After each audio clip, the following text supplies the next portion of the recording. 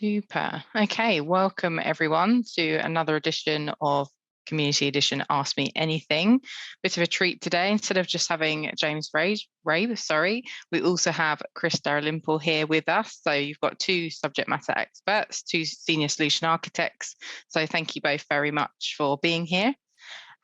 So everyone that is joining, you can ask your questions anytime in the chat box or in the Q&A. We have got some that were submitted ahead of time. So we will also go through those. And then in a moment, I will just ask James to do a short walkthrough of our platform.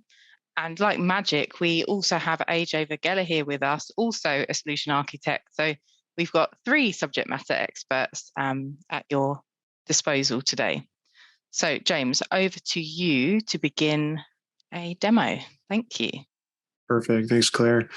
So this morning we're going to go through and we're going to walk through just a quick threat model from the Community Edition. So what I'm going to be doing is just highlighting like how this functions. So we're going to just build a quick public cloud trust zone. And as we're deconstructing whatever our application or our infrastructure is, the critical things we need to have here, obviously, first we need to have a trust zone, and then we need to start grabbing different components to place in our trust zone. So if I try to run my threat model with this component out here on the canvas, it won't run. So I have to have this inside of a trust zone, and I'm just using public cloud.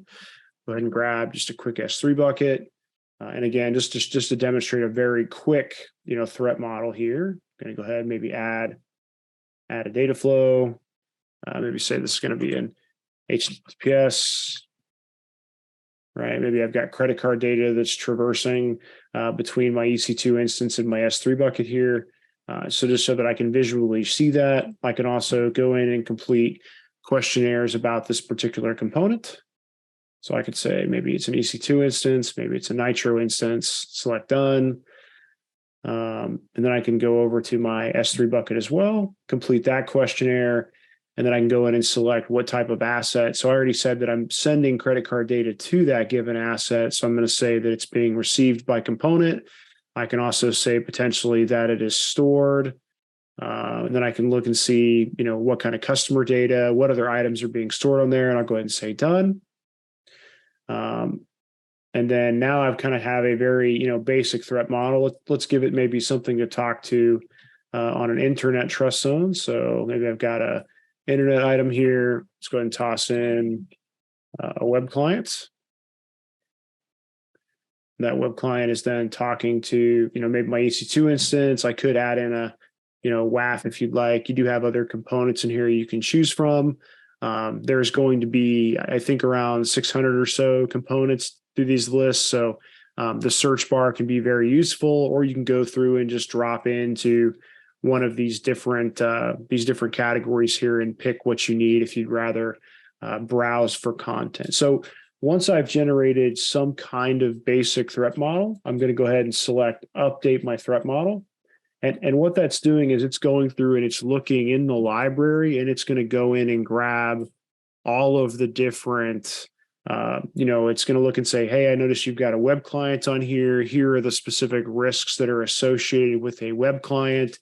And it's going to start bringing those into my threat model. So it'll actually look at these data flows as well.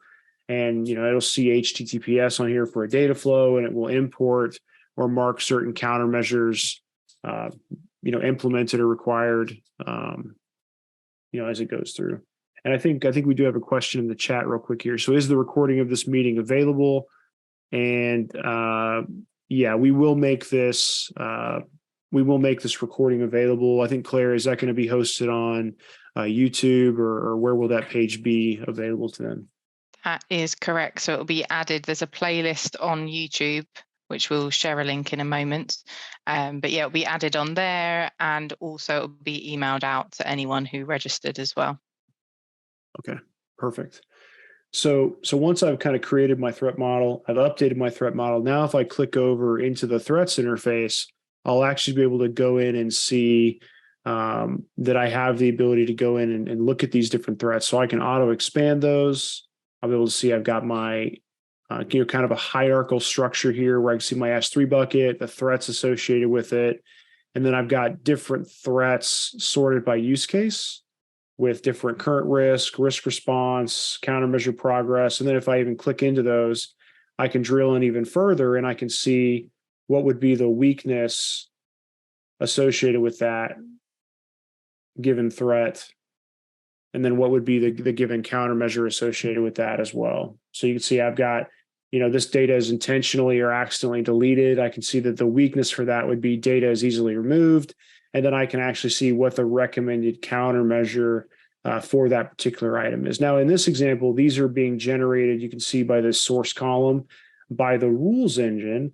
The alternative to that is you can go in and you can actually add threats manually to your threat model. So if there was, for example, I wanted to say, I'll just grab a specific component here. Maybe I've got a web client. My use case could be, general. I can say user is, maybe I have an unauthorized user is able to access shared resources. And I can add that threat to this particular component. And then now I have the ability to start iterating through that component by adding a weakness and by adding a countermeasure. So I can go ahead and select it now from our actions column, and I can add a new weakness to that. Maybe I have a authentication bypass vulnerability. Select save. And then now I can go in and add a countermeasure for that, which would be, maybe I could say like enable multi-factor authentication for all users.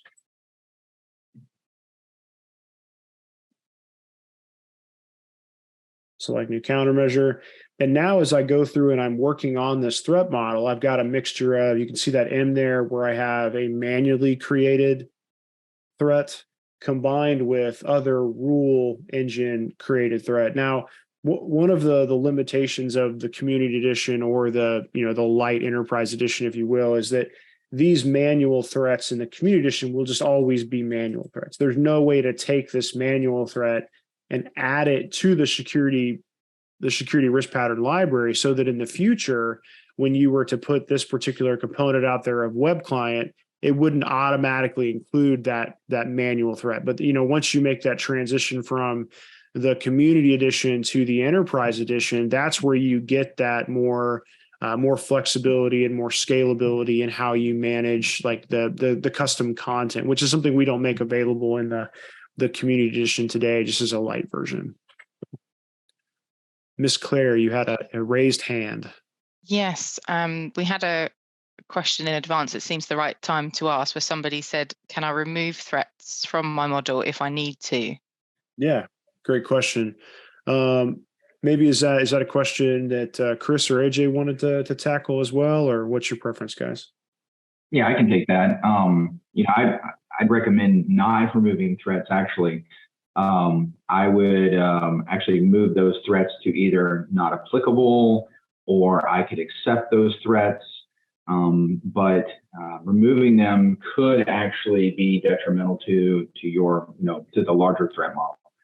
That's always kind of been my recommendation. Yeah, and to do that, obviously, we have the ability as we select those on the right-hand side, you have the ability to move that to accept risk, move to not applicable. You can also do that in bulk, right? So if there's several you don't like, select the drop-down, go to bulk actions, and then you can do not applicable for them, or you can accept or expose the risk. Good question.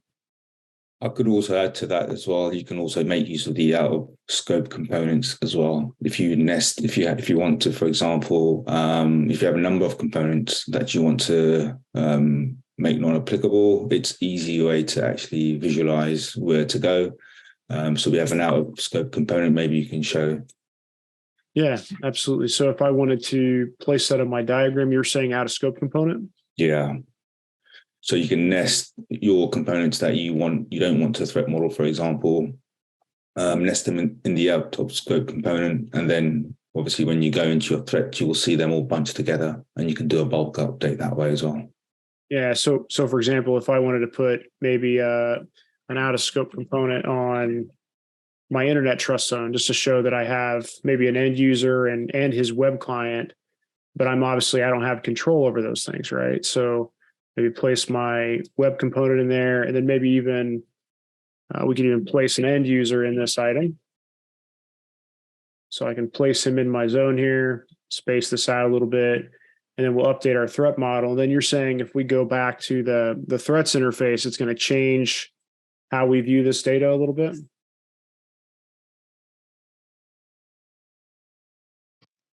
Could another use case for this, James or Chris or AJ, be if someone was creating a threat model of, say, an entire supply chain where there may be parts that are out of scope, but you still want that present, you still want to have everything on screen, so to speak, that needs consideration?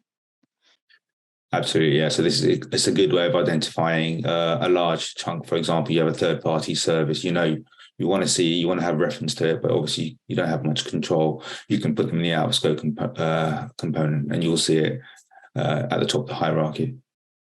Yeah, and this is what AJ was talking through. So if we see out of scope on here, you can see we have our two nested components. So I can visually see in my hierarchy here that I've got some kind of out of scope range in my threat model. And then I can even go through and look at those specific items. I can auto expand them to look at the threats associated with them.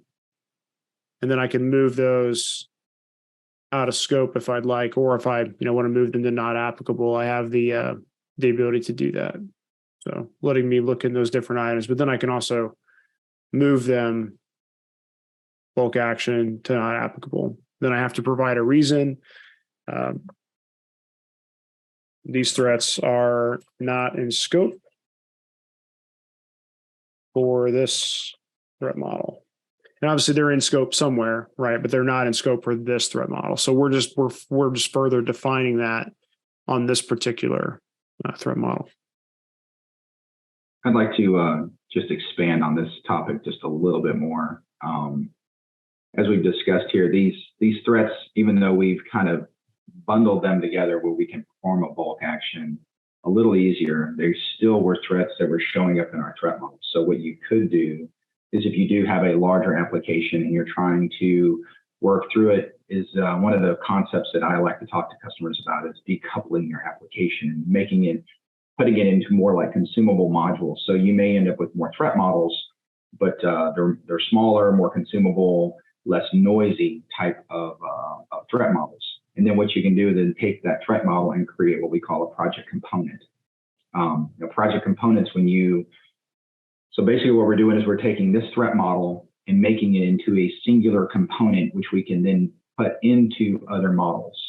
It's a little more of an advanced concept. We're probably getting a little far ahead of ourselves within our modeling right now, but just note that when you do that, you will not carry over your threats from a project component. So if we made this a project component and nested it into another project, we would see a representation of this threat model, but we would not carry these threats over into the other threat model.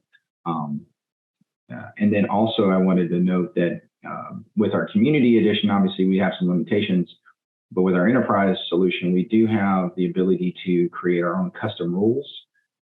So there are a lot of things that we can do with minimizing noise through the utilization of rules and trust zones, where say, hey, if I put components in, say, a particular trust zone, I can do certain things with threats and countermeasures and things like that. So the rules engine is pretty powerful when it comes to automating the manipulation of our threats and our countermeasures. We also have another question. So this one says, can I add/create shapes that are relevant to my projects? I don't know if, James, you want to take that one. Yeah, can I add or create shapes that are relevant to my project? Yeah, absolutely. So if you're back on your diagramming interface and you find a need where, we don't have a component for something, right?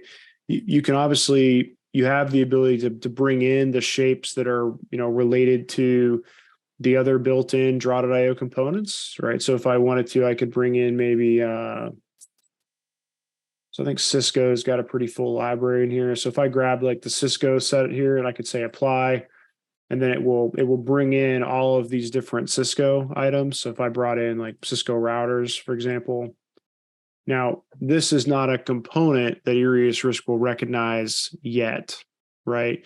So one of the things we have to do here is I can either I can take an empty component over here and I can use it instead, right? I can take an empty component and I can rename this to, some kind of router A, right? And then I can update the photo on this by editing details, or excuse me. I can click it, go into my style, and I can go in and edit, the different items in here as far as the cosmetics. If I want to change the color, if I want to change the shape, I can go in and edit all of those things. The other option is if I've got one that's inside my draw.io library, or if I've copy and pasted an image into IriusRisk, I can assign this a particular component definition. So for example, we've got a router that we have that's just a default profile inside of IriusRisk. And when I click on this dropdown, you can see all of the different risk pattern and component definitions that you can assign. So, if you see one you like, you can use that. And in my example, I'm just going to use router, but I could have also just used, the empty component just as easily, right? And then as I go through, I just have to provide it with a name. In this case, I'm going to call it router B. And then now, once I update my threat model, you see this color change to a more vibrant color, kind of takes off this little sepia tone. And now this is going to be an IriusRisk component, which means that whenever I go into the threat model, I have the ability to go in and assign different types of risks and different types of threats to that specific component. And just to show you what the difference looks like, right? Here's another, just a shape, right? This would be the equivalent of if I just attached I'm gonna wait for this to finish updating real quick, or it'll tell me to stop changing things in the middle of an update. But if I were to go on and put another component right next to this, that component would not be viewable from the threats interface, right? So it's showing this up on here as it would just be like a diagram, or it would just be under it would just be a shape. It's not actually going to be a component that you can attach different types of risks and countermeasures to. So you can see it's picked up both of my routers that I've added, router A, which was the empty component. Now it doesn't have any threats, right? You'll have to go through and add those because there's no pre-configured definitions or pre-configured threats that it's going to pull from our library. But now you'd have the ability to go in and add those items to your threat model. So hopefully that answers your question.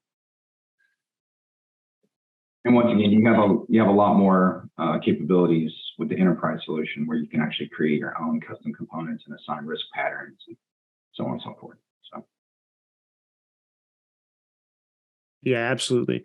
I'll say in the sometimes the benefit or sometimes the downside is like if I go in and I change some given shape, or if I want to change what's on this component, fortunately or maybe unfortunately, depending on how you look at this.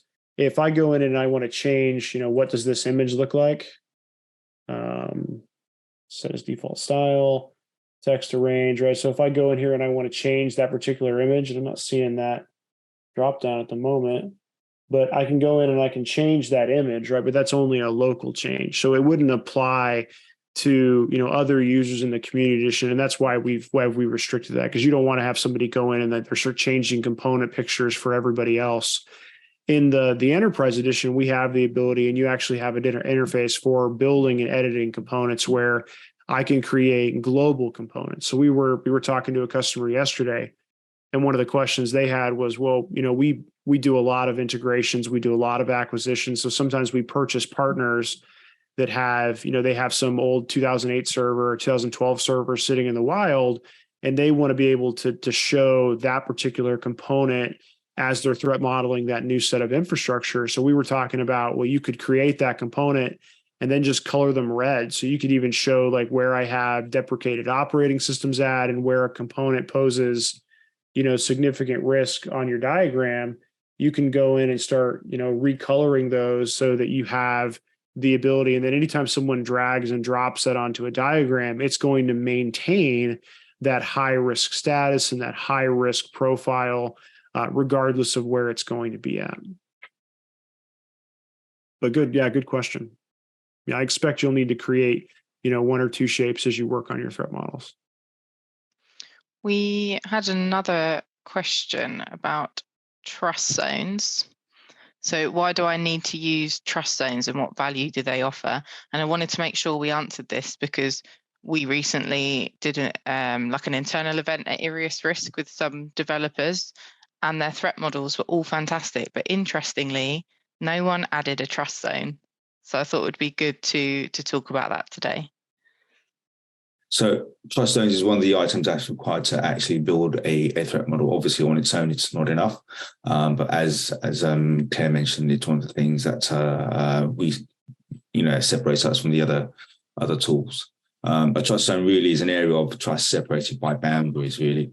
So each trust zone is associated to a numeric value. So if it's, for example, a highly trusted environment, then that's 100. And if it's not, then it's 1. So between 1 and 100 is. And this rating is really used as a variable when calculating the likelihood of a component of the risk of, the risk rate calculation. So when you bring in a component into your trust zone, the component will have its inherent risks, but also that risk. And so the overall risk is not just the risk of the component, but where it's at in terms of its location. And this is where the trust zone comes in, because then you're also looking at the likelihood of that component being being threat modeled. Yeah, and an easy way to showcase that, right? So if we look at, web service, I've placed one of them in this internet trust zone right here, right? Which is going to be the wild west of risk, right? I've got all of these, I basically have a trust value of 1, which means that it's big, scary, tons of attack surface versus my private secured, which we would assume that based on that definition, I have a more trusted environment, like what AJ was saying. But now if I place both of these side by side, like let's update a threat model and let's go look at what it does in the threat engine, right? Because it's effectively saying these have a higher likelihood of attack versus the ones that are exact same component. So we should have the exact same types of threats. But because one is going to be in an internet-facing trust zone, now we're talking about I should have a greater inherent risk to all of those different items. So let me click over to my threats real quick here.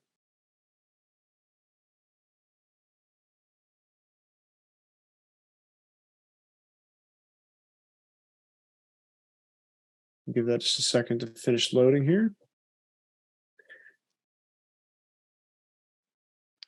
I think it's all of us on here slowing it down, isn't it? Yeah, I think the screen share on here is I think it's my computer's having a little lag. I apologize.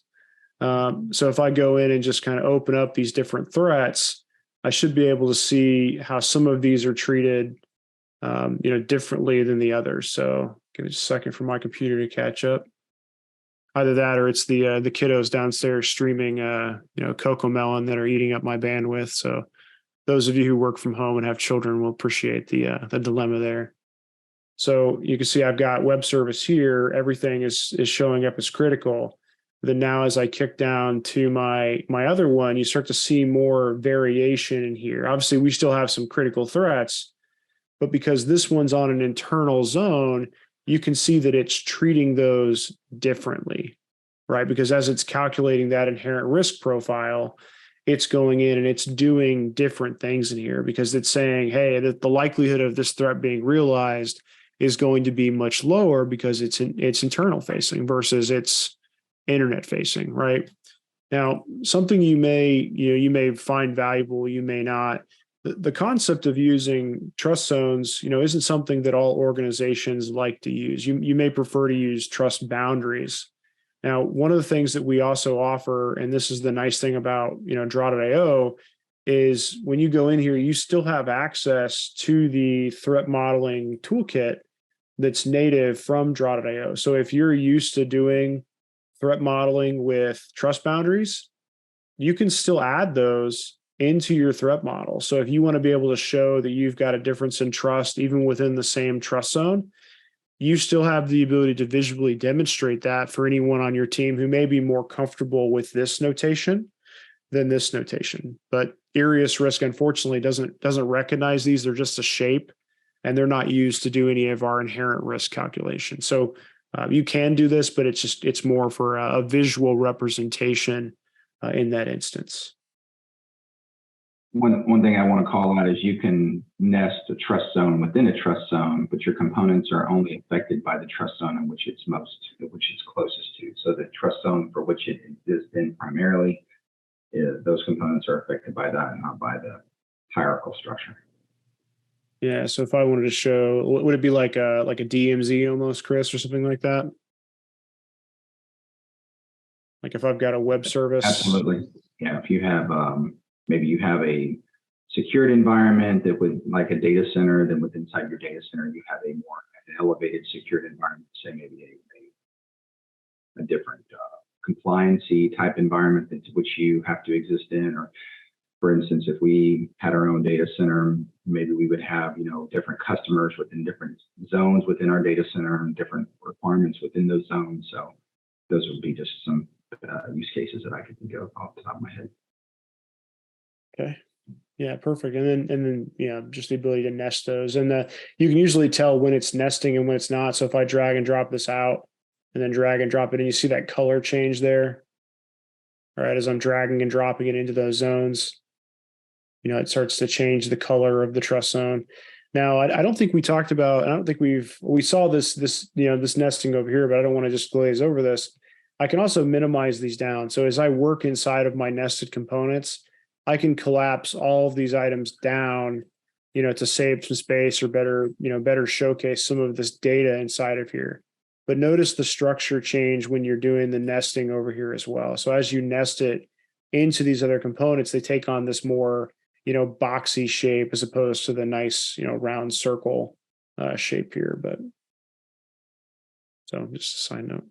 But yeah, good question. Got some more if you're feeling generous. So this is quite a good question. What advice would you give to new users starting out on this? Because all of these are really great tips, but perhaps for some newer people watching, it may seem a little overwhelming. So I don't know, maybe each of you, maybe James and Chris and AJ, you can share a tip that springs to mind. So the one recommendation that I give to almost all my customers is to try to align to how your developers are developing applications. And I would say in the last 15 years, we've really worked with development to really deconstruct applications, to make them, we've really kind of embraced the whole concept of microservices or services within the cloud. And therefore, we decoupled those big monolithic applications. So I think it kind of ties back into what I was talking about earlier around project components.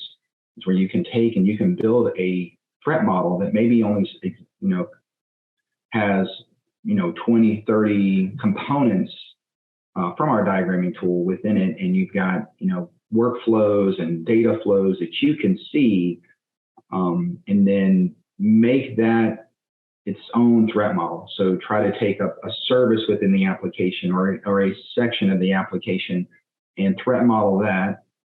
That way the amount of threats and countermeasures is a consumable thing. And you feel like you're making progress. And then you can work with the different subject matter experts within your teams to address those threat models. And you may end up with a few more threat models, but you're going to find that you make much faster progress by doing it that way. That would be my recommendation. Yeah, I was really hoping to go before you, Chris, because I think we were going to hit the same one. So I was trying to sneak that in there and make you come up with a harder one. Yeah, I think Chris is absolutely right. I mean, the narrower you make that scope, the better your threat model is going to be. I think I would say, and I think, just two things on, like, I want to address being new to IriusRisk Community Edition, and then maybe being new to threat modeling as well, right? So I think that I'm going to piggyback a little bit on what Chris said with making your scope, as narrow as you possibly can, right? Because the narrow I make that, like, it's very easy to say, it's hard to conceptualize, like, what can go wrong with a car, right? Like, wow, there's just so many different options, but like, what can go wrong with, like, my door handle, right? I reduce the number of threats and the number of possible options significantly. And I think that, like, my advice would be iteration, because you have to, and I'm going to borrow another criticism here, define what good looks like, right? So that you know exactly what your stopping point is. And don't forget that you're going to have to circle back around on this threat model, because working on it once is definitely not going to be enough, because you're going to have multiple different iterations of that, and you're going to have multiple versions of that particular threat model. And those are all things where you're going to iterate on it. You're going to create more content. And the fact that you've identified some threats today and you've developed a plan to address those threats, you are better than where you were yesterday. Security is full of people that are very, very detail oriented, and you can get stuck in that analysis paralysis of my threat model's not perfect, but like, it's never going to be perfect. That's perfectly fine. Start the threat modeling process, and then just revise, review, and then, keep working at it. So. Yeah, and I would add to that as well. Don't forget the IriusRisk platform is a collaboration tool, so it's not really supposed to be done in silo. So my advice really is to work with your teams, work with your SMEs, and then you see the questionnaires, and it may be that you may not be able to answer some of the questions, but your colleagues would. So I would encourage you to work in sort of a collaboration mode. The tool certainly has that capability. You can have multiple users logging into the same instance and obviously working together. Much like before, where you'd have a Visio, you'd have a whiteboard working in a meeting room. It's the same concept here. Great, thank you all very much. Got a couple more questions that have come in here. Quite good to switch this up. So someone's asked, can I import UML diagrams? So unified modifying language, I believe. Yeah, that's a good question. I want to maybe kind of break that question down into two parts. So part one, can I import them? That's kind of a maybe answer. It depends on what the structure of that diagram is. Is that, an SVG? Is that a Visio, something like that? If you have the ability to import it into draw.io and you can start analyzing those different component pieces, the only difference would be, you're going to have to assign something to those values. So like we said before, if you just have some random shape in here, and I just went in and grabbed, draw.io has this UML library that you can access. This particular shape won't show up when you're doing your threat model. Like, you can't assign threats to it. So, if you're privy to those shapes, you may need to do a little bit of customization using, some mapping and things like that, where I have to then map some kind of IriusRisk component to that item, right? And you could use the empty component. That way you can attach threats to it when you move into the threats interface. The other option is you can just go through and add empty components and rename them as you go through. Now, I say all of that to say, like, that's a limitation of the community edition. Now, when we go into the enterprise edition, and just to kind of show you like what is possible, we have a technology called the Open Threat Model, or the OTM framework, where if I've got some outside diagram, like let's say, for example, you're storing this in Visio or Lucidcharts or even Draw.io, I can import that entire threat model and have that automatically be translated into, I've got some post item on that UML diagram, and then that is automatically going to carry these types of threats when it gets imported into IriusRisk. Because this process of where I grab a component and then I'm going to go over here and manually map it to some other item, that's automatically being done by the OTM application, and by that container that's performing that mapping for us as it goes in IriusRisk. So first part of the question, can you import it? Yes, it may depend on your diagram format. Obviously, like what you're seeing here is just Draw.io. So if you can work with it in Draw.io, you can bring it in and you can start mapping it and adding threats and things to it once they're defined as components. Part two, the UML side, there is a better answer in the enterprise edition, but we don't have access to that within community. The API is restricted at this level, just to prevent a lot of users. There's something like, what are we at now, Claire? Are we close to 8,000 users? Yeah. There's close to 8,000 users on community, so it's opening up the API for what could be 8,000 individual visions of how to create content, you can imagine would be quite difficult. Yes, So, but thank you very much, James. Good question. We've got another one through. So the connection lines, are there two-way communication between the components, I guess, in terms of data flow? Don't know if AJ, you want to kick that one off?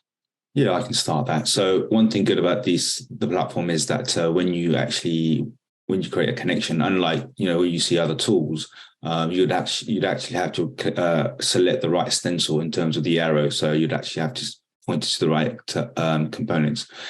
But within IriusRisk, you can actually just start off the connection from a component, and where it ends up, it automatically detects the actual direction. So, for example, if you wanted to create, we saw earlier when we were creating, we're answering questionnaires. If you answer a questionnaire, for example, in terms of the edit data flow. That's right. Thanks, James. And you can say to yourself, for example, okay, there's an asset going from one connection to another. So you select credit card data. You can, for example, then if you save that, and then if you go into the component, it will pick up that it's actually being sent from your end user component, in this case, to your router B. So it picks that up. In terms of two-way connections, I don't know whether you can actually show that questionnaire now that you've selected the asset, James. I think we had it on source. I apologize, I wasn't paying attention. So Yeah, I think each one it will actually let you know which one.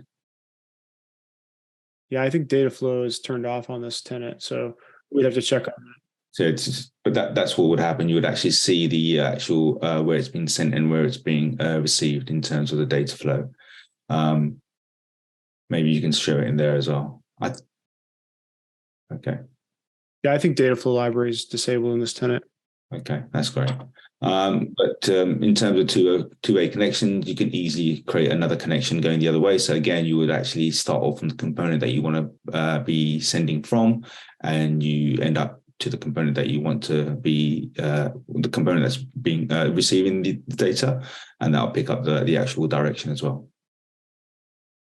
Yeah, and I think that the specificity here and why we don't just do a two-way arrow is because if you look at the way we're defining information on these, there's always a source, there's always a target, because you may have different protocols incoming, ingress, you may have different protocols egress, you may have credit card data flowing in, but then you may have tokens flowing out, so they've tried to be very intentional with this is only defining it in one direction. But you can, obviously, you designate two data flows if you wanted to do a multi-way. But yeah, it says great points, AJ. Great points. And the library that we were referring to, the data flow library that does a lot of that function, it basically, what it does is if you've got like an HTTPS data flow connection, and then I've got some kind of TLS countermeasure that's recommended on the destination, it would automatically mark any vulnerabilities or countermeasures related to that data flow control. It would automatically mark those as implemented. It would automatically bring in, much like AJ was saying, it would automatically mark and say that like credit card was being transmitted or received based on the direction. But I think, AJ, we're disabled in this tenant on data flow because we didn't want it to accidentally start flipping over existing threat models accidentally if they weren't aware that function existed. Makes sense. Thanks, James. Yeah, it's a good point. We've got an excellent question here. It's quite long, so I will read it, but also you may want to look in the Q&A to make sure that it's digested properly, guys. So I know we aren't into reports yet, but before we run out of time, I'd like to put my question out, which we thank you for. Is there a way I can customize the report, like from the technical countermeasure report? I would like to add the description field to the current risk summary report and create one instead of having two reports, either in community or enterprise. Is that possible? Okay, I want to customize the report like the technical countermeasure report. So let me just show folks like what he's talking about real quick. So he said technical countermeasure report. So we'll say create that report. And then you want to add the description field to current or summary. So for those who are unfamiliar with the reporting interface, if we select reports down on the left-hand side, you can generate a PDF, Excel, DOC, different types of reports for stakeholder ingestion, right? And this has taken just a second. I generated of course, the largest of the 3 reports because that was the one we had mentioned. This will be, a couple hundred pages here. The reports do have some customization available to them. Now, what you're asking for, and here's the difference between community and enterprise. If you have created a custom field on your project within IriusRisk, you would have the ability to have that custom field exported. So if I went back to details, for example, you're going to see that I just have project details, general threats. There's no custom fields down here, right? There's no additional tabs up here. In the enterprise edition, you have the ability to go in and create additional custom fields where maybe I want to ask like what division is associated with, what's my estimated date to release to production, what are my, who's my assessor, all these different roles and things like that. You can create all of those different items on that thread, on this project and on these details. You can also do the same thing within your threats interface on specific threats. You can also do that within countermeasures. You can also do that, I think, within testing, within like weaknesses and countermeasures. And then those items would show up on this technical countermeasure report. So you would wind up with, so you can see we've got one question here from the architecture questionnaire, but it would end up having all of those custom fields would automatically be added to that particular report. Now, I think if I'm reading into your question, it seems like you're saying you want to add the description field. Is that from the project interface? I don't know if you're able to respond to us or not. If that's from the project interface, or if is that from the from a specific, description of the countermeasure, description of the threat. But outside of that, these are pretty standardized. So they're a little bit inflexible in terms of the data that's in here can't really be changed. Obviously, you can update it in your project, but you can't update it on the PDF report. Now, we do have another product called analytics module, which is it's a BI tool that will plug directly into your database. And in that instance, if you can query the data, you can rebuild all of your tables, you can rebuild all of your dashboards, any piece of information that's stored inside of IriusRisk, you can query, animate, transform, trim, combine and join. So anything you can generally do inside of a BI tool to visualize and export data, you would have the ability to do that inside of IriusRisk. So, and obviously the risk of giving 8,000 people access to, the back end of a database, with the BI tool, you wind up with just a ton of dashboards. So that's something we don't make available in community, but that is something that, we do have available in the enterprise edition. Hopefully that answered your question. I know that was a bit of a little everywhere on that one. I apologize, but yeah, let us know if you have a further question on that. We're still here for a few more minutes. I think some of the questions we've had through, I believe we have answered, but I'm just going to check whilst we have time.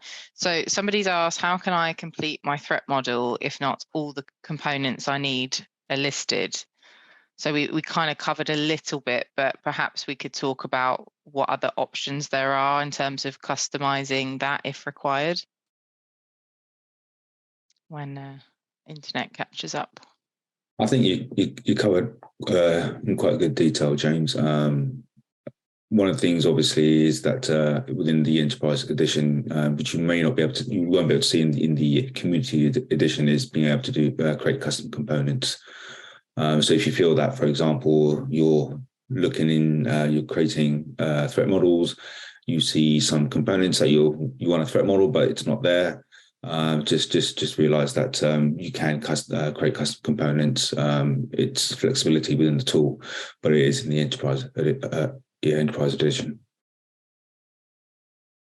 Yeah, and I think just one of the frequent items I use. So like this empty component for me, it's kind of my go-to. Like if I can't find something or if I just need a placeholder, I will place that empty component on there, and then I just change the name of it to something else. So, because once I do that, like I've got a component, I can draw data flows, I can complete questionnaires, right? So, I mean, a lot of that stuff is still available inside of here. It's just, this doesn't have any threats attached to it. So I can still threat model it, but it's a full component, right? So it lets me just create a placeholder, and then later, if I want to go update it, you have that flexibility. It's a good workaround. Thank you both. One question that did come up, I answered it in the chat, was, can I integrate with Jira? That is an enterprise function. I just wanted to call that out for the listeners. And then what is the difference between recommended or required with the countermeasures? So I guess that's the status. If you can hop over to countermeasures. Yeah, I can take that one.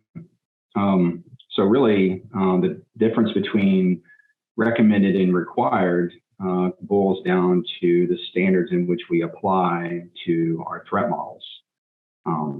Standards, as we can see, we'll have a long list of standards that we could apply to this particular threat model. We were doing FedRAMP.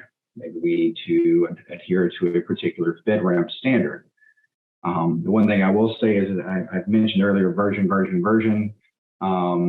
That is something that I would also recommend you do as you apply standards to your threat model. Go ahead and create a baseline version, apply a standard, create a version. If you need to roll back, you have that capability. So as you can see here, we're getting ready to apply this FedRAMP standard to this threat model. And what we're doing here is our product has identified 37 countermeasures associated with weaknesses within this threat model, that in order for us to adhere to the FedRAMP high baseline standard, we must implement those countermeasures. So once we apply that standard, it's going to flip those countermeasures from just our recommendation, like we recommend you do this, to now you must do this in order to be compliant with this standard. So go ahead and select that apply standard.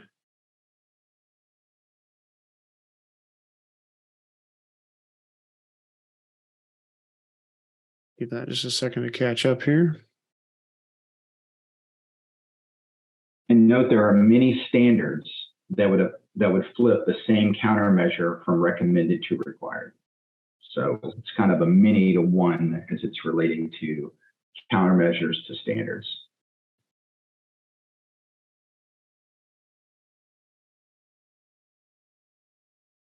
I start to see the required ones in there. So the great thing, and this is when I first started working at IriusRisk and I was learning about how to utilize this platform, I was quite familiar with standards and threat modeling and whatnot, but having the ability to apply this, and then we have a view in which we can see our compliancy adherence. How are we adhering to our compliance standards? James, can you show that view? I think we did FedRAMP High. Yeah, we did FedRAMP High. So this is a really powerful view here for those who are responsible to ensure the adherence to certain standards. These models, as we work with our development teams, as they close out, tickets in which they implement countermeasures, those countermeasures will be implemented, and then we'll also test them to verify them. So that's a key term I want to call out here, because a lot of what we'll do is we'll implement things, but we haven't yet verified. So you can see as you go into this view, as the owner of this model, where am I at in my progression of securing this application or this workflow or whatever it is. So as I see here, I have now implemented one countermeasure that is required, but I've also implemented one and I have verified it, which means I've tested it. So really in this scenario, I've got two countermeasures in which I've actually implemented. One's been verified. So this really helps you see that this is kind of a living document or a living diagram. And as you progress through the implementation of your countermeasures, you are seeing that reflected in this visualization here. It's also very helpful in helping you prioritize the work you're going to do. Maybe there's 100 countermeasures in here that we need to work on.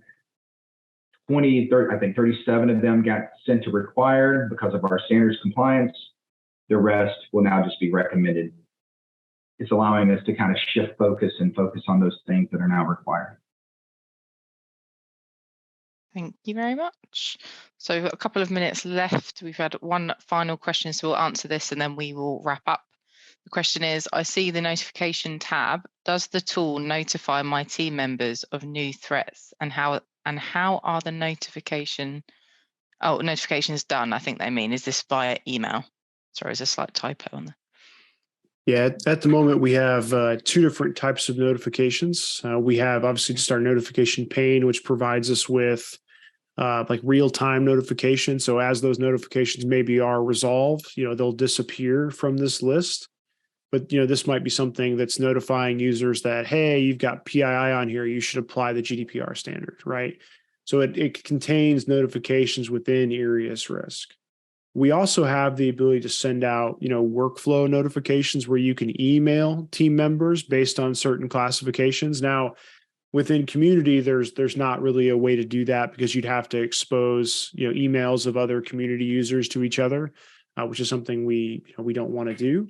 But within Enterprise Edition, you have the ability to email out, and so if a certain asset's been assigned, you can email someone. If additional, the use case of adding additional threats, I'd have to test with, just because you can imagine that would be that could maybe be a very noisy notification since you may be adding threats frequently. But you could do if a certain workflow status was entered, which would be like a project phase, or if a certain question were answered. You could email notify certain members of your team with custom content in there. But yeah, absolutely. Awesome. Okay, I'll just do a final check. No more questions. Awesome. Well, Chris, James, and AJ, thank you very much for sharing all of your expertise. And we will be doing more of these in the coming months. So stay tuned. And also just to let you know, whoever's watching, that we are working on some educational workshops, which will really help, especially if you're moving from whiteboarding and diagramming to a fully fledged automated tool. So more on that to follow. And we hope to see you all again very soon. Thank you.